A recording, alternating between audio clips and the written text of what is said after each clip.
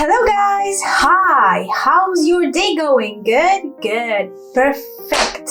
I'm Lady Divine. Welcome to my channel. If you're new here, please, you are so welcome to join my Born Divine family. Just subscribe to my channel and you'll be Born Divine too. Oh wait, you already are!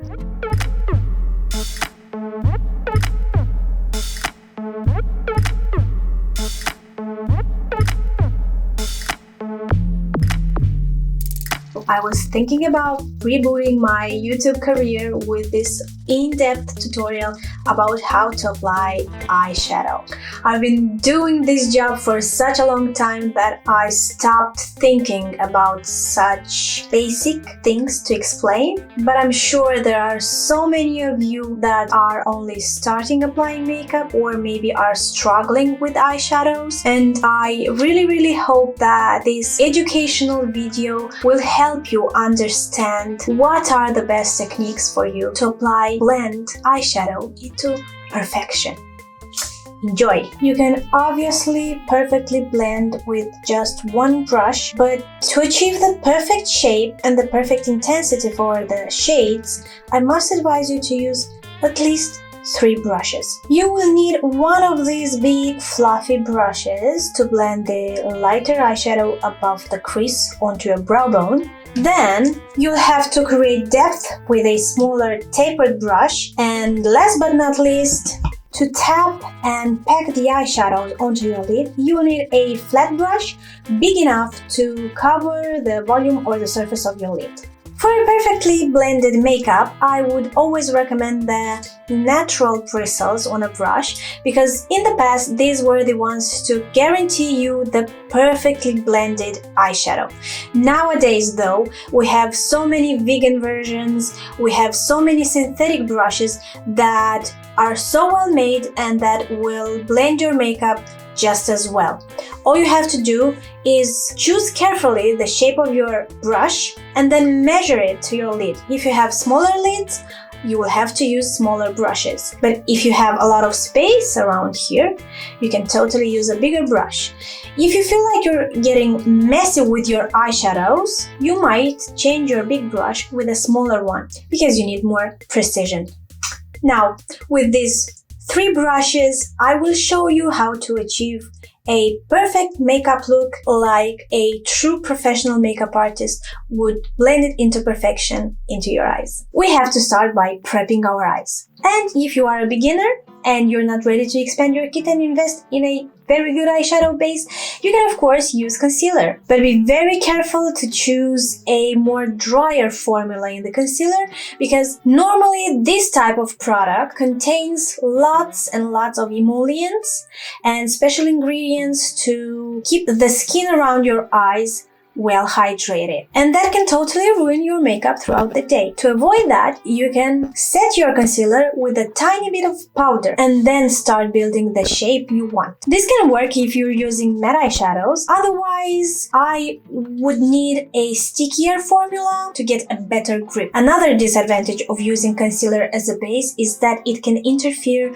with other waterproof formulas you're using, like maybe your eyeliner gel. The oils in the concealer's formula would get to the surface and melt your eyeliner down, or maybe your mascara and your eyeshadows. Not every concealer is doing that, of course, but if it happens, you'll know why it happened. I'm using this universal primer from MAC, soft ochre paint pot, but you can use whatever primer is better for you and for the eyeshadow formula you are using, because yes, there has to be like a chemical friendship between these two. I'm tapping it onto my lid, and then of course I'm using a beauty sponge to make sure it is perfectly blended. A good makeup starts with your eye primer. If you get patches now, they will show up later into your makeup. So carefully apply it and then seamlessly blend it.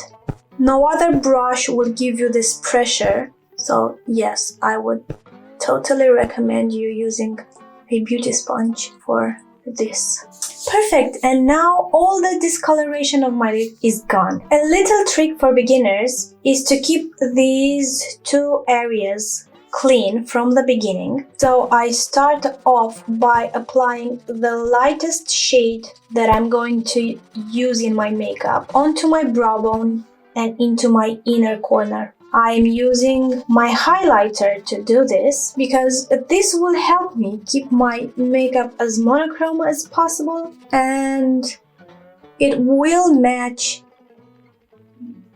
the tones I'm using in my makeup to the other tones in my face. You can use your highlighter, satin eyeshadows, or if you don't like this effect, if you feel like this is too much for you, perfect. You can use just a tiny bit of powder or just a matte eyeshadow that is 1 or 2 tones lighter than your skin tone. After highlighting these areas, we will start applying the transition shade, and I will be using this glam palette I have from MUP. This is one of my favorite eyeshadow palettes because here you have everything you need for a wearable glam or a night glam or for every kind of makeup you would like to wear. So my transition shade is kind of similar to my skin tone, but it's 2 or 3 tones darker. A perfect substitute for this shade can be your contouring palette or even your bronzer. By blending this color first into your crease, you will prevent any patches forming, and it will be much easier to then darken your crease to get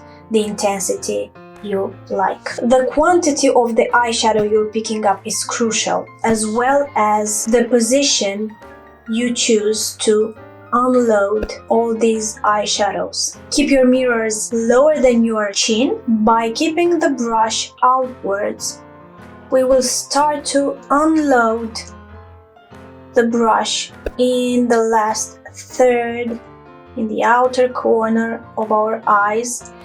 And as you can see, I'm pulling outwards toward my temple and towards my hairline. Every time I'm picking new color from my palette, I'm tapping it first in the outer corner, and then with the rest of it, I'm giving the perfect direction to my makeup. This shape here will suit the natural bone structure of our face, because if we look closer at our face, we will see this dent, this natural dent here in continuation to our lower lash line.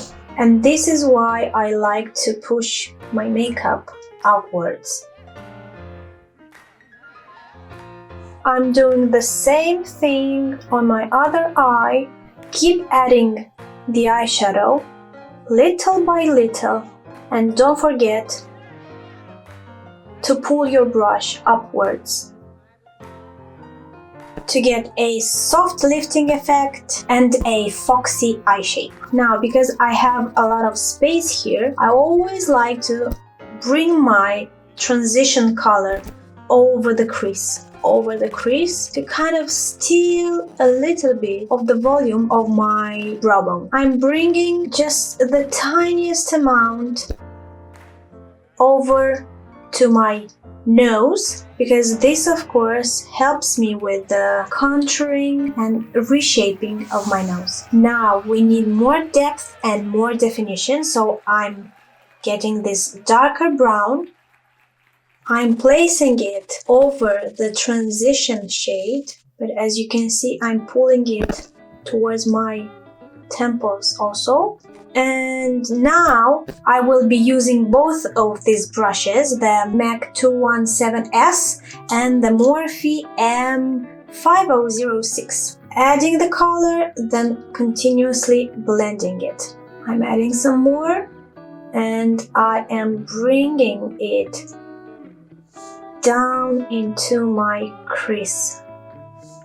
Now I am defining my crease more. Going back to my bigger brush and keep on blending. Going to my other eye, and this is the movement you want to make, because you want to use the same directions when applying the eyeshadow to achieve at least some symmetry. Packing the color up, bringing it in into my crease, and then blending it with my bigger and fluffier brush. Wipe it all around and keep blending until every patch is gone and until you achieve that perfect shape and shade. And that is kind of it for the blending part. We will tweak it a little bit in the end, here and there, but for now, this is just what I wanted. Remember guys, with makeup it's always trial and error. You have to sit down in front of your mirror and try until you're happy with the results. With your flat brush, pick up some matte eyeshadow. You can change the colors you're using. You don't have to use the same eyeshadows that I'm using, so gently, very gently pat, pat, pat. You should load your brush with more eyeshadow after 3 or 4 patting motions. For a brighter result, concentrate on applying the brush perpendicularly onto your lid and try not to drag the brush around your lid. This will allow you to have a compact, intense, and crease-free makeup. That is it for our upper lid, guys. This is so easy, and I hope that with a lot of practice you will perfect this technique too. Now, how about our lower lid? If you like the more elongated, foxy type of eye, you should avoid this kind of correction. Not everybody likes it, but I love it. As I was saying, if you want to elongate your eyes, you should avoid it, but if you want bigger, more defined and more protruding eyes, you should definitely do what I'm doing right now. I'm taking the darker brown in here and I am only using the tip of my brush, my flat brush. Now I need my mirror up high to be able to get down here. I'm covering my bags this way, and I think you can notice that this eye became bigger and more defined, and this eye is smaller but more elongated.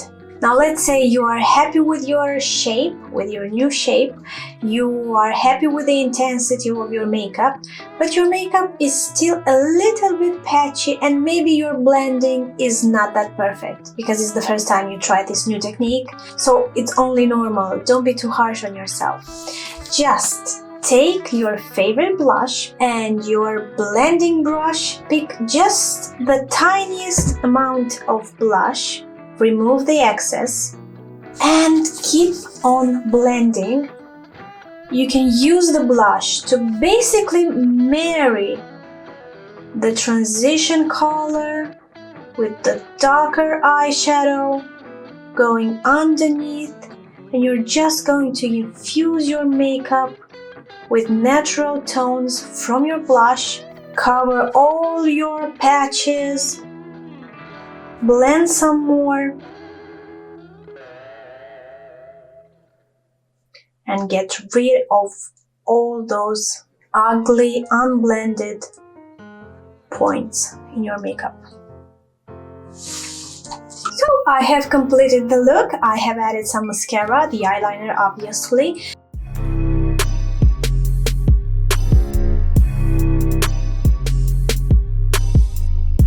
Now that I'm looking at myself, I'm not so sure about it.